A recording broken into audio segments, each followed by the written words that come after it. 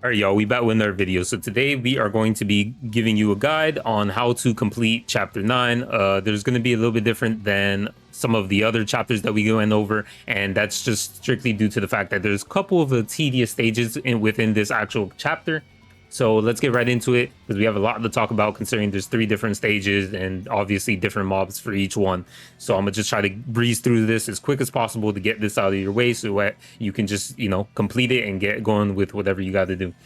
So we got chapter 9, episode 5. Then we're gonna have episode 6 that we're gonna go over after, and then we're gonna have episode 8. So as usual, let's get started with the characters, or excuse me, not the characters, but more so the enemies. That way we can kind of talk about what they do and what's going on. And I'll kind of give you a little bit of a rundown of what I plan to achieve while I'm doing this stage, right? So here we have 4 variants of curses, which is going to be the moth, which is the boss. Then we're going to have the cursed mushroom, the cursed soul, and then the cursed spider. What the cursed mushroom does is he poisons your team.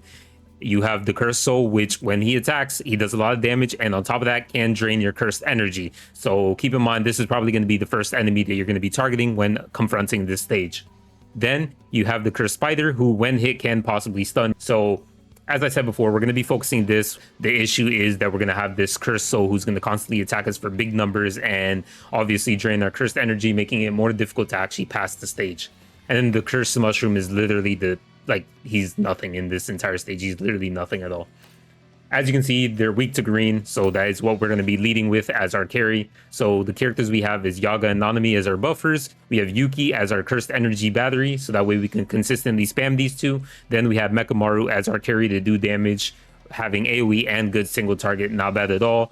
Then, in terms of memories, we have the first memory, which is going to be on Yaga, which is Arrival of Kyoto School. And what it does is increase his own Jujutsu damage by 20% for 3 turns. That's not why we're using it. When you have it limit break at least once, at the start of battle, increases all allies' Jujutsu damage by 10%. And then the more Kyoto Jujutsu high characters there are at the start of the wave, the higher the Jujutsu damage increase. So, obviously, we're just doing this to essentially speed up the process because we're trying to do all our damage in the first initial turns to get out the enemies as quickly as possible, the mobs, so that way we don't have to worry too much about taking damage. So that's why we're running this memory specifically for its first limit break, the passive skill. Next up, we have the memory that's on Nanami. So as you know, I've used this memory quite a bit on a lot of videos because it's actually really good. And what it does is it increases all allies damage dealt by 10% for 2 turns. And if you have a limit break at 3, it will be 15% instead. On top of that, if you have 1 limit break in it at the start of turn, if own HP is 50% or below, recovers cursed energy. So if you do manage to get to that point, you'll at least be able to recover some cursed energy. In most cases, you wouldn't be running on Nanami, you would be running it on like a character like Yuki, for example, for when he does get low, you can hurry up and use your cursed energy regen before he actually dies. But yeah, the main reason we're using it is to increase all allies damage because that's why it's so good. Next up, we have this memory, which I've also used quite a bit on my videos, and that's because it's a really good SR memory. Now, what the memory does is it increases all allies damage dealt by 30% when the ultimate skill is activated. In the favor of Yuki, when you use his ult, he also increases, I believe, Jujutsu damage, or your ultimate Jujutsu damage, or some shit like that, right? So that, just pair that up with this, and you're going to make your carry do a lot of damage. So that's the reason why we're using it. On top of that, if you have a limit break 1 time, then it will also fill your ult gauge by 200. So that way you're able to get your ult off a lot sooner. But in most cases, especially in this scenario, it doesn't matter because he'll kind of get like 1 turn before Mekamaru. And if you didn't have the limit break on it, then you would still kind of get it at the same time as Mekamaru. So you do not need limit breaks in this one specifically. You just need to have it. And last but not least, we have the memory that is going to be on our character Mekamaru. So this memory is just a free-to-play way of doing damage. So what it does is when the command skill or ultimate skill is activated, that's basically the condition to activate, increases own Jujutsu damage by 60%. So as you can see, it's just kind of like a mini version of non-standard, which is the Hollow Purple Gojo memory. So let's get right into it, and I'm gonna just kind of show you how you do it, right? I'm not going to be using a 5th slot. You can use a 5th slot, whatever carry you have, but I'm only going to be using 4 slots to showcase this, of course, as free to play as possible as well.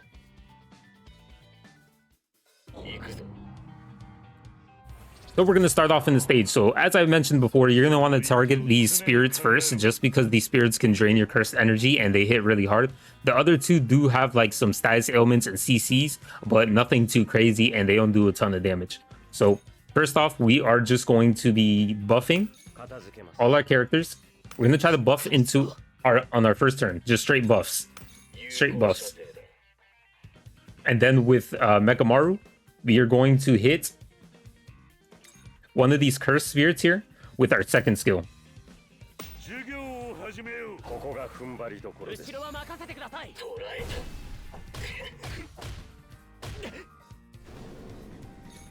Right. Here we're going to buff once again.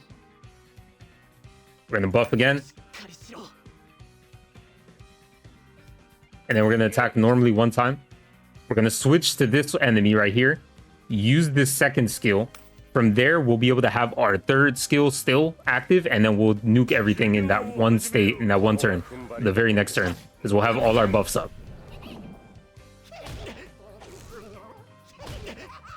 Okay, hopefully we don't get unlucky and someone gets really targeted, because then when they do, then you're kind of in a bind, right? So we'll do this. We use his memory to give a little bit of extra damage. We'll reapply the cursed energy regen because he might die, and if he does die, then that's going to be an issue. Then we'll use the memory here. You don't necessarily need to use memory, even if actually, you know what? I won't even use the memory just to kind of show it. I'll just hit with my third skill, and you'll kind of see that literally almost all of them will just disappear.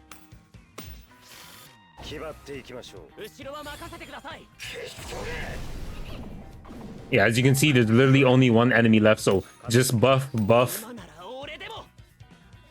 attack, and yeah, attack literally.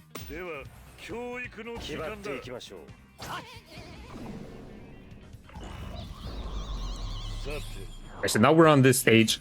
So the first thing we're going to do is we are going to use, again, more buffs as usual. Again, more buffs. Then we are going to defend ourselves here. Now, you don't necessarily need to defend yourself. I'm only doing it just because I do not want my Yuki to die. So if possible, if I can keep him alive, I will. But in a better scenario where you have a little bit better spread damage taken from the enemies rather than all of it getting funneled into Yuki, you would just kind of normal attack here and wait for your Mekamaru ult. But here I'm going to be using this on him, right? Going to be using it on himself to hopefully he doesn't die. Then we are going to use our AoE attack. This should get rid of the two cursed spirits.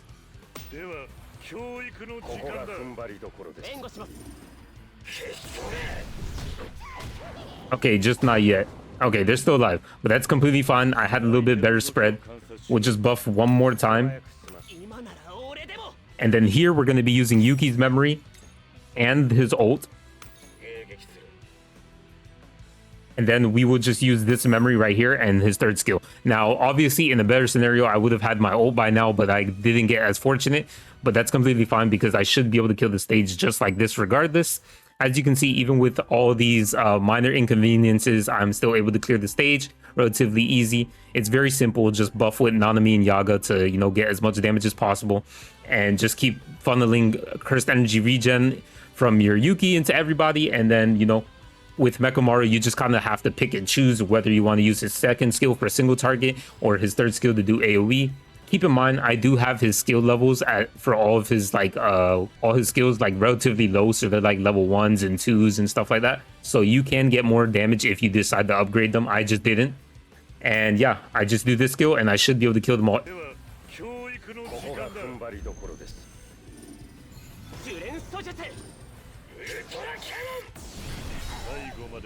And that's pretty much episode 5, right? And that's literally with inconveniences, not having my ult, all that stuff, and we still managed to clear the stage. Mekamaru's pretty powerful for it, so there's literally no issues there.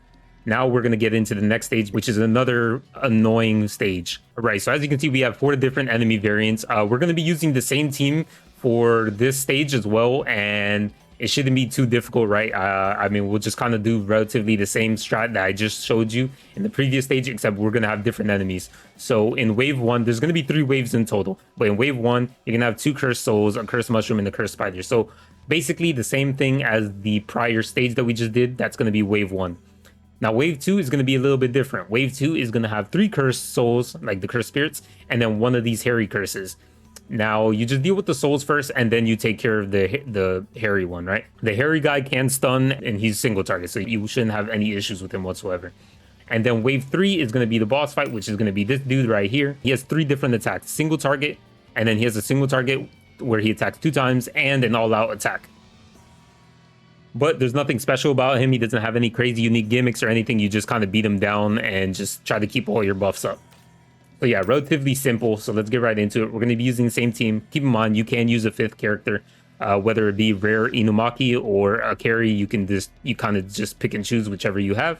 And let's get right into it. As you can see, they're weak to green, so it's going to be very easy this time around, again with Mechamaru. So we're going to do the same strat. Like I said before, it's going to be very similar to stage 5.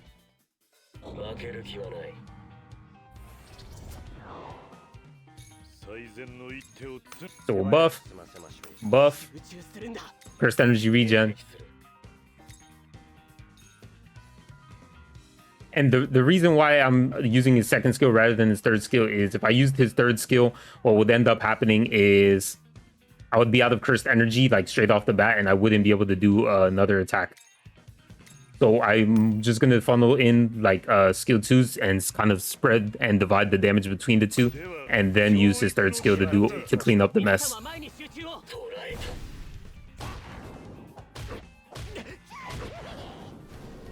Okay, hopefully they do not attack. You know what I could do here is I can give him a barrier to protect him, and then move on to the other cursed spirit, and then do that damage again, and then I'll AoE all of them down.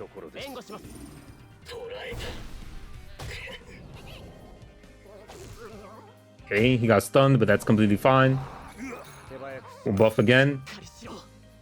We'll attack normally. We'll attack this guy. No, actually we'll attack the cursed mushroom because he seems to have a little bit of a higher HP pool, and then we'll just AoE all of them right here.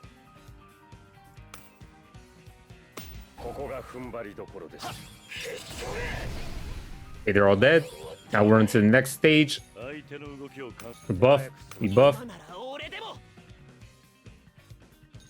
Attack the cursed spirits. Then we use our AoE again.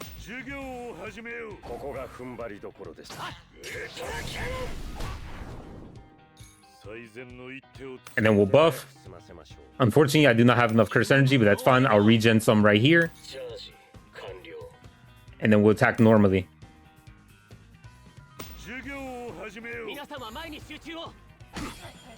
Good, now we're on the final stage.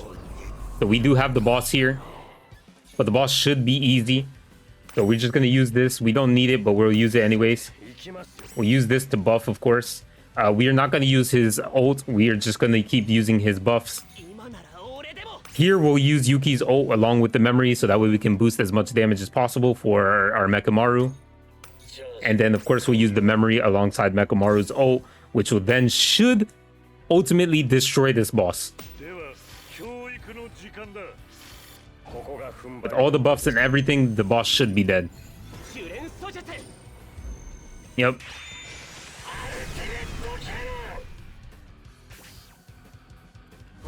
And even if you didn't manage to actually defeat the boss in that one attack, you should be fine. With the very next turn, you should just keep spamming your skill 2 with your Mechamaru to ultimately kill the enemy, right?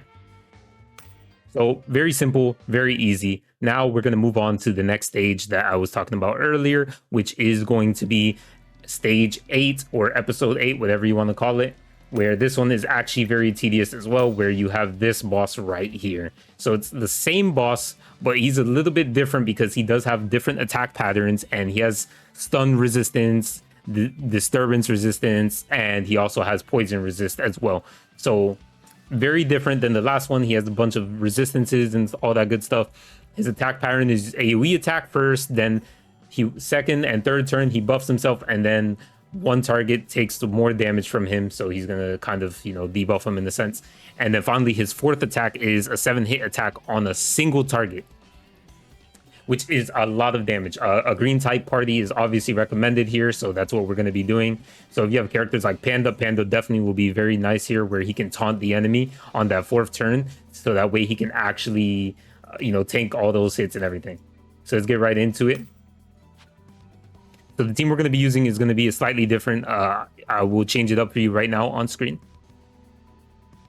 All right, so here's the team. It's relatively almost the same team. You only need these first 4. You don't need a 5th slot, but I put Miwa here just in case. If you still find it a little bit too difficult, you can use Miwa in your 5th slot, and that will be completely fine.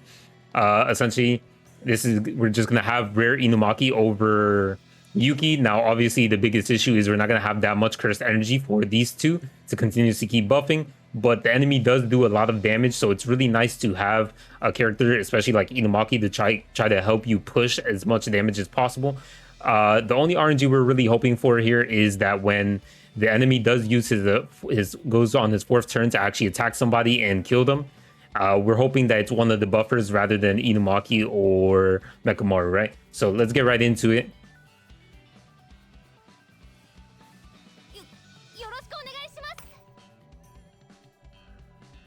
So let's get right into it. So first up here, as usual, we're just going to be buffing with our characters, right?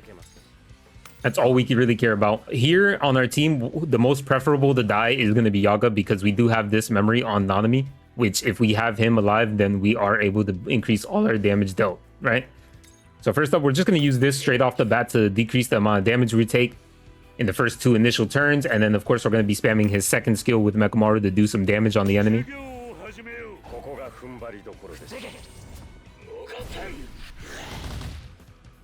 As you can see, he does quite a bit of damage. That's why we need to have somebody who can at least reduce the damage that we'll receive.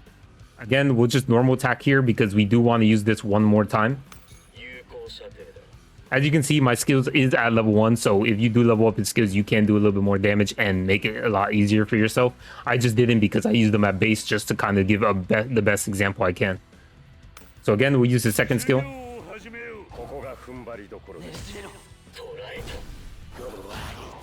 Okay, he hit Nanami, which isn't too bad. We'll buff one more time with these 2. Then we'll put a damage reduction on our team. This will last for 2 turns, and this will also charge our ultimate gauge. So we will be protected for the next following 2 turns, which are the most important ones. Use our 2nd skill once again.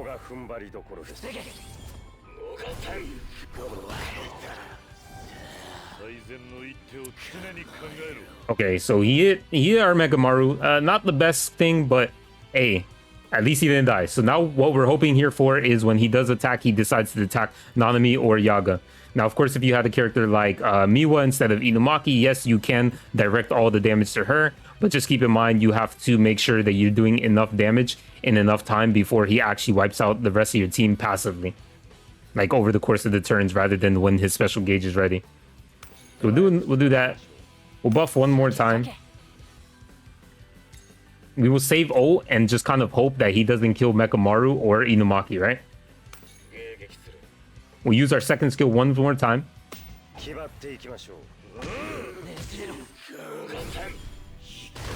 Okay, he took out Nanami. Now, it's not the best case scenario, but I mean, it is what it is. We would have preferred to keep Nanami so that way we can get the increased damage dealt to all team from his memory, but that's completely fine. We can still probably do the run with regardless. So we'll use the memory and then we'll just use the buff just because. Here we'll apply the counter. Now, obviously, I'm just going to give you directions just in case if you do decide to use her. We would just apply the counter, then apply the taunt. And then here we'll use the memory to increase the damage dealt from all allies by 35%. And then we'll use the ult on Inumaki. And then, of course, we'll increase our own Jujutsu damage by 60% with the memory and use his ult as well, right? And we should kill him, if not very close. Yep, it looks like he killed him, right? So Miwa wasn't even necessary, as I said before. This Mekamaru is so good, and he's just an SR.